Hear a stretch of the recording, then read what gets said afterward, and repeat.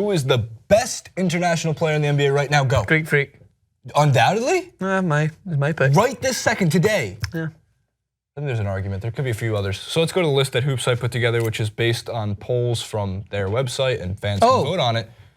Well, put some respect on Marc Gasol's name. I don't think he's the best either. I would make an argument that right today, right now, maybe not tomorrow, maybe not yesterday, Nikola Jokic is the best. But don't get me wrong. What Antetokounmpo is doing in leading his team, I think, in all 5 categories, like pretty much doing it all himself. Granted, when your wingspan is like 17 feet, you have enough room for everyone to kind of sit on your arms like a ledge, and everyone get along, have a beer, and have a good time. So Greek Freak, right? We already talked about it. He's 5 categories. He's leading in all these things, and obviously a surefire future top 3, 4, 5 player in the NBA because of his youth, and obviously at some point, the guys like LeBron. Why is he not the best at the moment? Well, because Jokic is dropping triple doubles as a center.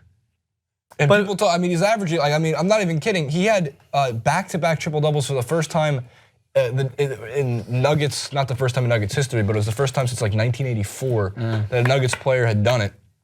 And he's only in his 2nd season. He's probably the best young passing center in the league, and the only ones I can think of, it reminds me of when Tim Duncan would play the center position, which was occasionally, wasn't often, and he would do those outlet bounce passes, which weren't flashy, but they were so Tim Duncan. Like, he'd just do like a little dad over the head bounce pass to Tony Parker up the court. And it was just perfect. It advanced the ball. It's all you could possibly ask for him. But Jokic got handles. Sorry guys, whatever. Jokic got handles too. Is it fair to say that the international basketball stage is producing some of the best centers in the league? Well, yes. Big men in general coming from Europe has always been a big deal.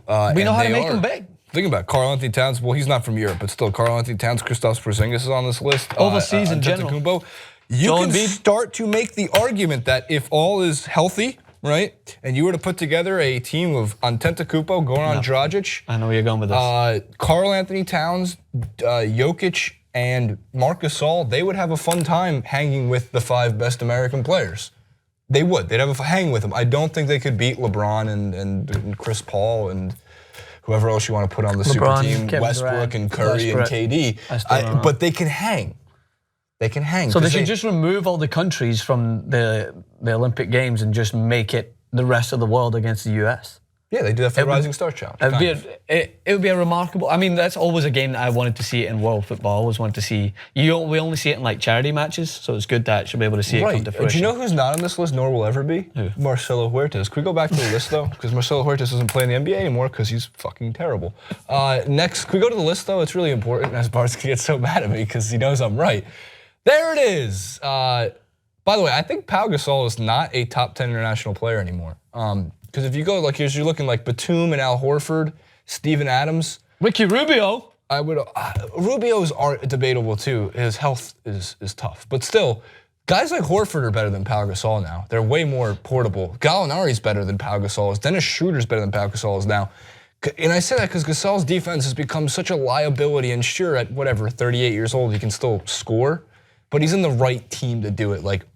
The Spurs are managing his minutes. Obviously, Pop knows what he's doing. Knows more about basketball. Because he preserved Tim Duncan's career for 15 years more than it should have been. But I guess my point is if Pau Gasol is playing on the, the Hornets or he was nowhere Hawks. near as effective, I don't think, in the Bulls, especially in his last year before moving over. And I think you need a manager who's going to be able to manage those moments so that you can still at least get something out of the team that you're playing in. And I think the Spurs was the perfect system for Pau Gasol to go to and still be able to contribute, still be able to mix it. I think they just gave him it because if he's at the dinner table and, Marc Gasol's like, I was in the top 10 best players in international right now on the list provided by Hoopsite.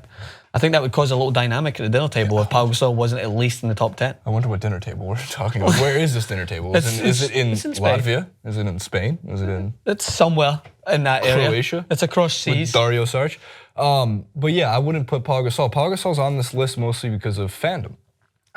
Look, and by the way, you talk to any Lakers fan, it's really funny because if you talk to any Lakers fan and you just mention Pau Gasol, they go, oh man, he just did his job. It's a great job. I fucking love Pau Gasol. Oh man, he did great job, great job, That's great job. That's what they do. It's true, man. You talk to any of them, they're like, oh, he played with Kobe. He just knew what he was doing. He was so smart. So smart. He was.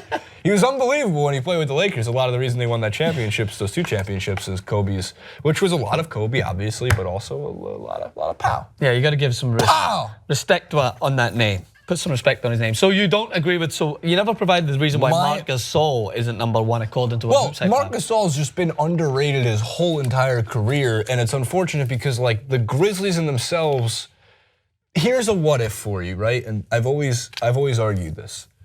Would you rather, if you were an NBA owner, an NBA franchise owner, would you rather have 1 championship over 15 years and in the other years of play you were the worst team in the league? Or be the Memphis Grizzlies and make like a Western Conference Finals, always be in the playoffs, but never touch an NBA Finals? I'd win. You take the championship, right? You want to take one. I know a lot of people who would argue, and I get into bar fights with this all the time, bar arguments all the time with, no, I'd rather be consistently pretty successful. Like, I'd rather go 490. It's like you're just wanting to take part. Because so I could be like, oh, wait, what's that? The lottery again this year? Here's my trophy. Hope you enjoy your participation. Those people that make that argument, they are probably the same kids that got participation ribbons their whole life. So Gasol, yes, fact, that's true. But also, I mean, in Gasol's case, yes, he's consistent. And I wonder if he played on another team that was more geared to win a championship, would he be more successful in terms of accolades and stuff in like Western Conference Finals appearances? But I mean, if you're gonna lobby it up together, I'd take Jokic right now, I'd take Antetokounmpo, I'd take Towns, I'd take all the youth guys that have shown promise over Gasol right this second. So I like Marc Gasol though, big fan, top 5 international player right now.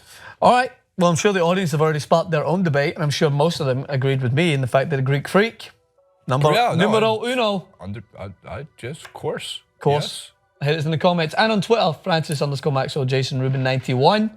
Continue the conversation over there. We'll see you guys soon. Peace.